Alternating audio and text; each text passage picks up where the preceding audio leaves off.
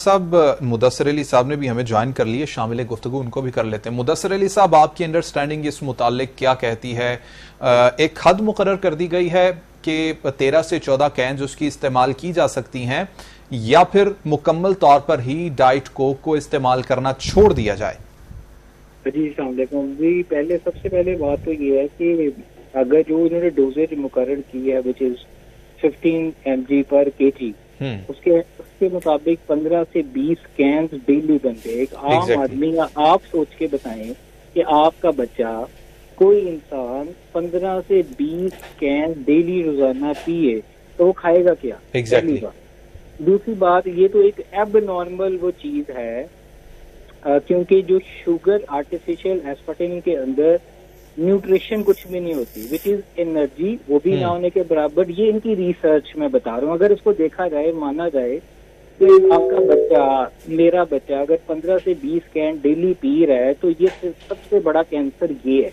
Exactly आप इस चीज को छोड़ दीजिए, मेरा अपना पर्सनल रिसर्च के बाद पॉइंट ऑफ व्यू है।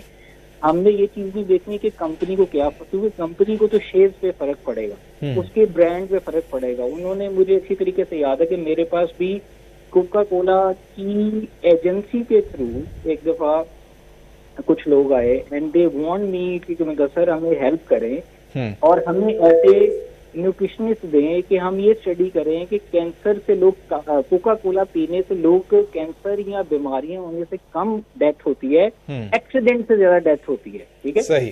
तो हमें तो देखिए, बात, हम हेल्थ इंडस्ट्री में काम करते हैं, एक सिंपल सा रूल है, अगर आप डेली एक कैन सोडा भी पीते हैं तो एडिंग हफ्ता, महीनों, सालों में वो आपकी हेल्थ अंदर से स्लो पॉइजन की तरह तबाह कर देगा। इसमें कोई दो राय नहीं है, शक नहीं। लेकिन कंटेनिंग 15 से 20 कैन सोडा रिसर्च करने के बाद ही दुनिया में पिए गए। हमारे पास डेली कॉलेज यूनिवर्सिटी के स्टूडेंट्स आते हैं और उनका 4 साल 5 साल में डेली कोक, पेप्सी, चाहे वो शुगर की हो चाहे वो शुगर की ना हो, इन दोनों में डिफरेंस मैं बता देता हूँ।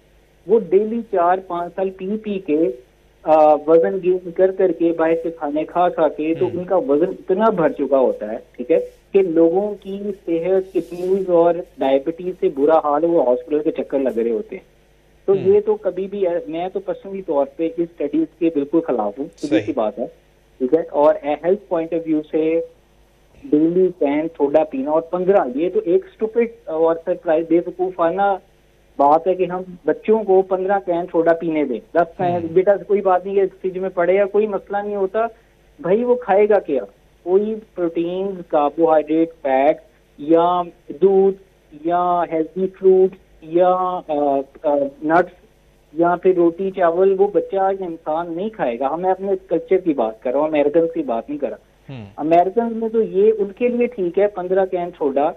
जिसको एडिक्शन है, जो कि 1.5 लीटर रोजाना पीते हैं, ऐसे भी कोक एडिक्ट होते हैं। अमेरिका में जो 20 पर्सन है, वो उनका वेट 300 पाउंड, 500 पाउंड, 600 पाउंड, उनके लिए तो कहा जा सकता है कि 15 कैन, जहां वो 30 कैन पीते हैं, 15 कैन पी ले। लेकिन जिसका वजन 50 kg, 100 kg से कम है, उसको मैक्सिमम 1 से 2 सोडा, वो भी हफ्ते में 1 से 2 दिन सिर्फ पीना चाहिए, जो कि बेस्ट हेल्थ रिकमेंडेड है। और इसके साइड इफेक्ट, दूसरी चीज आपको बताता चलिए, सबसे ज्यादा खतरनाक जो इसका इफेक्ट पड़ता है, जब बच्चे या हमारी जनरेशन या हम उनको ये पिलाते हैं और मेहमानों को भी सर्व करते हैं कि 15 से 20 कैन पी ले, कोई मसला नहीं, कोई हल नहीं। ये तो वो बच्चा या इंसान जिसको आप सिगरेट दे दें, अल्कोहल दे दें और ये कह दें कि इसका कोई सेहत पे फायदा, नुकसान नहीं है, तो क्या आपकी सारी जनरेशन पीना नहीं शुरू कर देगी? और ये हम भी जानते हैं कि इसके जो सबसे ज्यादा इफेक्ट होते हैं, लिक्विड शुगर है। एक वो शुगर, जिस तरह हम अगर मीट खाते हैं, फ्रूट खाते हैं, नट्स खाते हैं, वो हमारी बॉडी में जाके बॉडी इसको डाइजेस्ट करती है, फिर एब्जॉर्ब करती है, फिर बॉडी में यूज करती है। पूरा प्रोसेस है, नेचर ने बनाया हुआ है। लेकिन जब आप sugar, liquid sugar direct intake करते हैं, वो डायरेक्ट आपके स्टमक में पास होती है, ना डाइजेस्ट होती है, सीधा ब्लड में जाती है। और इसका मतलब है ब्लड के ग्लूकोज रेज करती है। उसके ब्लड में ग्लूकोज और डाइजेशन, एब्जॉर्प्शन का कुछ उसको नहीं करना पड़ा बॉडी को।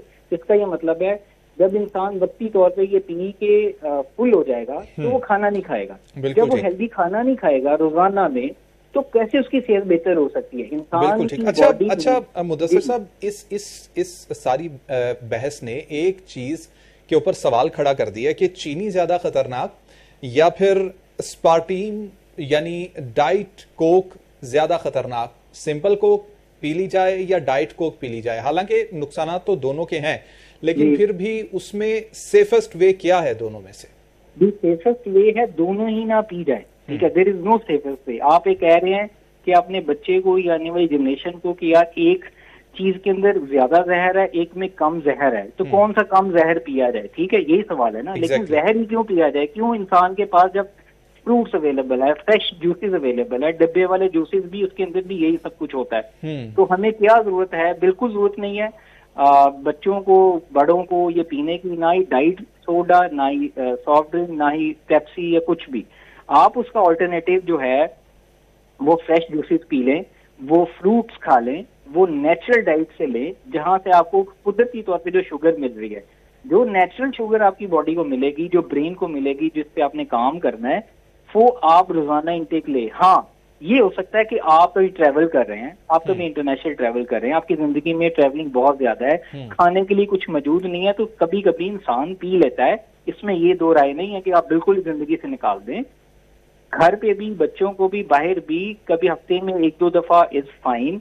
ट्रैवल कर रहे हैं, कहीं घूमने फिरने जा रहे हैं, वहां पे चीजें अवेलेबल नहीं, आपके पास प्रोसेस्ड सॉफ्ट ड्रिंक्स ही अवेलेबल है, तो बंदा प्यास बुझाने के लिए गर्मी में वो पी लेता है। लेकिन मसला तब आता है जब आप इसको हफ्ते में 5 से 6 दिन, महीने में 26 डेज और साल में कम से कम 290 डेज आप इसको रोजाना पीते हैं। ये खतरनाक बात है जो कि आपकी हेल्थ डिस्ट्रॉय करती है।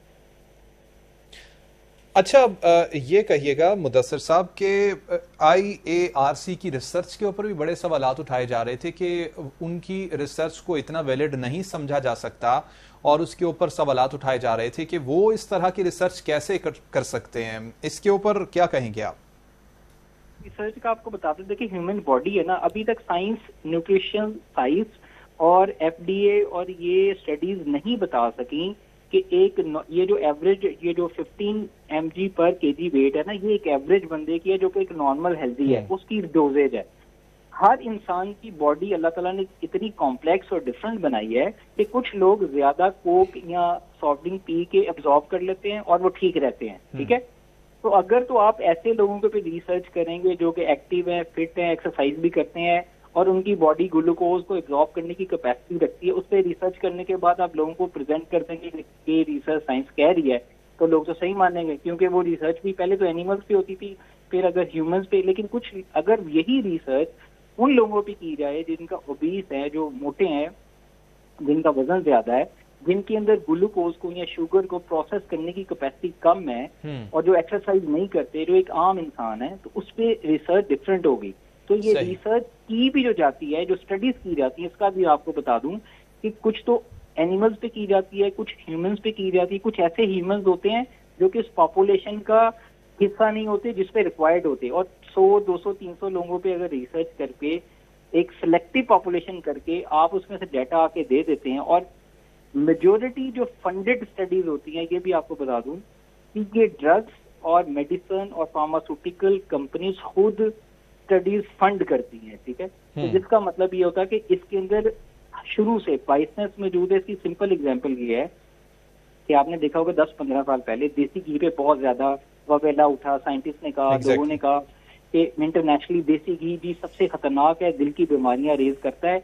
क्यों? कि उस टाइम कंपनीज को मार्जिन बेचनी थी, ब्लू बैंड बेचना था, लोगों को अपना प्रॉफिट बनाना था, डॉक्टर्स को उन्होंने खरीदा, पैसे दिए, ठीक है। बताएं, यहाँ पे हमारे उल्मा बिक जाते हैं, यहाँ पे हमारे मुफ्ती बिक जाते हैं, यहाँ पे हमारे डॉक्टर्स बिक जाते हैं, हर बंदा बिक जाता है, किसी कोई वैल्यू, बिकने वाला इंसान किसी भी फील्ड में वो बिक जाता है, बिक जाता है। अच्छा, तो यहाँ पर मुदस्सिर अली साहब इसको भी ऐड कर लीजिएगा। बहुत सारे समझदार लोग ये बात कहते हैं कि जी आप पेप्सी या कोक इस्तेमाल ना करें, बल्कि इसके बजाय आप 7 अप या स्प्राइट इस्तेमाल कर लें अगर आपने सॉफ्ट ड्रिंक पीनी ही है। इस बात की ये कहां तक सच्चाई है कि पेप्सी या कोक ज्यादा खतरनाक और स्प्राइट या 7 अप कम खतरनाक है? जी ये बिल्कुल कार एक चीज एक ना सिंपल रूल याद रख ले, जो मेरे कोशिश है कि नाज़रीन को एक चीज बता दूं।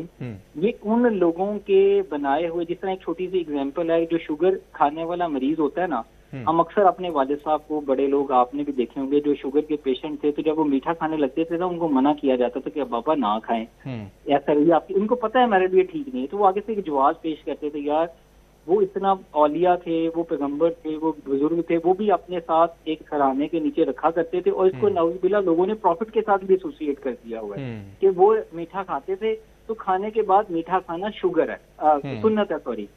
तो हुआ क्या कि इस तरह की बनावटी या मन घड़त रवायतें कोट करके लोग अपने लिए जवाब पैदा करते हैं। इसी तरीके से 7 अप और स्प्राइट भी वो ना, कार्बोनेटेड ड्रिंक जो भी प्रोसेस है, जो आर्टिफिशियल है, वो आपके लिए खतरनाक है। सिंपल उसकी वजह ये है कि देखिए अल्लाह ताला ने, एक कुदरत ने एक खाना बनाया है जो कि नेचुरल फूड है, हमारी बॉडी उसको अंडरस्टैंड करती है, हमारी बॉडी उसको समझती है। लेकिन इन कंपनी, पहली बात तो ये कि बिल्कुल ठीक नहीं है, स्प्राइट भी वो भी कार्बोनेटेड ड्रिंक के अंदर आती है, वो भी प्रोसेस है, बिल्कुल इस्तेमाल वो इक्वल ये ना करेंगे कोक और पेप्सी छोड़ के आप वो इस्तेमाल कर लें, वो भी खतरनाक है, ये भी खतरनाक है। क्यों मैं कह रहा हूँ? तो देखें, आपने देखा होगा कि एक अर्सा पहले इन कंपनीज को पता था कि नेचुरल एक आप फ्रूट लेने जाते हैं, आप रेडी से फ्रूट लेते हैं, उस बेचारे का रोजगार होता है, 2 दिन के बाद कोई फ्रूट नहीं खरीदा, सब्जी नहीं खरीदा, तो वेस्ट हो जाती है, एक्सपायर हो जाती है, ऐसी है ना। एक ऑक्सीडेशन का प्रोसेस होता है, नेचुरल जो फूड होगा वो थोड़ी देर के बाद एक्सपायर हो जाएगा। इसी तरह कंपनीज को पता चला कि यार ये तो बड़ा खतरनाक काम है, हम नेचुरल फ्रूट जो है वो तो एक्सपायर हो जाता है, वेस्ट हो जाता है, तो हमारा तो प्रॉफिट नहीं निकलेगा। उन्होंने ऐसे आर्टिफिशियल स्वीटनर बनाए, ऐसी प्रोडक्ट्स बनाई कि शेल्फ लाइफ में देखे 6-6 महीने शिपमेंट होती है, पूरी दुनिया में प्रोडक्ट्स पड़ी होती, नहीं सेल होती, लेकिन वो एक्सपायर्ड नहीं होती। एग्जैक्टली। प्रॉफिट किसका बन रहा है? कंपनीज का। सेहत किसकी तबाह हो रही है? लोगों की। रिसर्च बीच में फंडेड करके कर दी जाती है, और आए दिन 10 साल के बाद अब कहा जा रहा है कि देसी घी बहुत अच्छा है, ब्लू बैंड अच्छा है, अच्छा नहीं है, मार्जिन अच्छा नहीं, वो इस्तेमाल ना करे। भाई उन 10 साल लोगों में जो सेहतें तबाह हुई, जो लोगों की जिंदगियां तबाह हुई, वो उसका कौन जिम्मेदार है? दूसरी बात, अगर आप नेटफ्लिक्स पे चले जाएं, आए दिन एक हेल्थ पे डॉक्यूमेंट्री बनती है, और वो जितना गेम चेंजर है, व्हाट द हेल्थ है, अगर नाज़रीन इसको देखें, उसके अंदर, इन डॉक्यूमेंट्रीज के अंदर ऐसी भी डॉक्यूमेंट्रीज बनी है जिसमें कहा गया कि जी मीट खाना जहर है, फिर एक ने कहा जी देसी घी जो खाना वो जहर है, एक ने कहा जी ये जो कार्बोहाइड्रेट्स होते हैं, शुगर, ये भी जो है ना फ्रूट्स के अंदर, वो भी जहर है। तो ये तो इतनी इवॉल्व होती रही है, तो आप कभी भी रिलाइज नहीं कर सकते कि एक चीज फुली ऑथेंटिक हो और आप उसको जायज करार दे दें कि जी स्प्राइट ठीक है, मैं तो उसको बिल्कुल ठीक नहीं समझता। कार्बोनेटेड ड्रिंक, चाहे वो डाइट सोडा हो, चाहे वो स्प्राइट हो, चाहे बिल्कुल, वो कैन हो, ये बिल्कुल एक चीज अगर माइनस कर दी जाए तो बहुत सारी बीमारियों से इंसान बच भी सकता है। अच्छा मुदस्सिर साहब, एक और चीज, आजकल जो हमारा लाइफस्टाइल है, हम अपने नौजवानों को देखते हैं जिनकी उम्र अगर 15 से 20 साल से भी कम है, उनके अंदर भी ये रुझान पाया जाता है कि बच्चे ड्रिंक्स इस्तेमाल करते हैं।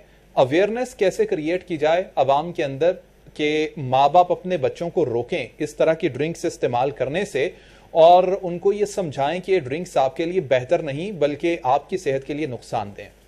बिल्कुल, बहुत अच्छा सवाल आपने किया। और देखिए, मैं नॉर्मली इस पे ये कहता हूँ कि अगर माँ बाप हैं घर में, वो बड़े हैं, माँ बाप अपने बच्चों के सामने अगर शराब पी रहे हैं, अल्कोहल पी रहे हैं, और बच्चों को कह रहे हैं बेटा आपने नहीं पीनी, तो क्या ये मुमकिन है? नहीं मुमकिन। exactly. इसी तरीके से अगर पेरेंट्स बच्चों को चाहते हैं, देखिए बच्चे जो सॉफ्ट ड्रिंक्स हैं, इनकी एडिक्शन अल्कोहल जैसी होती है। बच्चे तभी पीते हैं जब घर में वो मौजूद हो। घर पे कौन लेके आता है? पेरेंट्स लेके आते हैं, या अम्मा या अब्बा या ग्रोसरी में आती है। अब बच्चे कैसे मना हो जब वो फ्रिज के अंदर पड़ी हुई है, सामने सर्व हो रही है, मेहमानों को सर्व हो रही है, और अम्मा अब्बा बच्चे को बैठ के समझा रहे बेटा सॉफ्ट ड्रिंक नहीं पीनी। वो रोजाना अम्मा अब्बा भी निकाल के पी रहे हैं, खाने के बाद पी जा रही है। देखें, बच्चे की अगर आप तरबियत करना चाहते हैं, वो माँ बाप को अमलन देखेगा तो वो फॉलो करेगा। तो ये बच्चे से कम घर पे माँ बाप की जिम्मेदारी है। मेरी सब पेरेंट्स से ये गुजारिश है, और ये मैं लाजमी कहूंगा कि वो जो रोजाना आपके फ्रिज में, ग्रोसरी में Coke, Sprite, soft drink, carbonated drinks आती हैं, उसको उठा के बाहर फेंक दें, और मेहमानों को भी सर्व ना करें। उसकी जगह कोई फ्रेश फ्रूट, नट्स या पानी का गिलास या पानी का गिलास इस्तेमाल किया जाए। मुदस्सिर